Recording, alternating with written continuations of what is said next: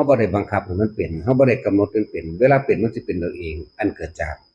กำลังของมันถึงเองแล้วจึงว่าเอาอาหารตัวนี้เลี้ยงมันไว้ปิติเลี้ยงไว้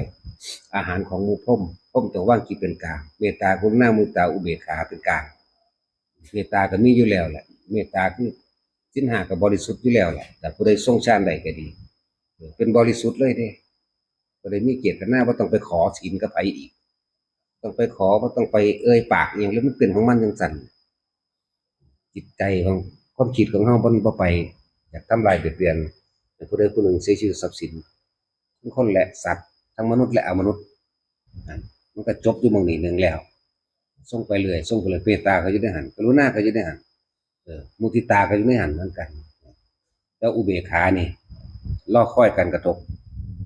ถ้าการกระทบมาหรือว่าถ้าเฮาทรงฌานเอาการปิตินี่แหละมันเป็นเครื่องวัดตนเองเนาะนิ่มนวลอยู่กลางเนาะ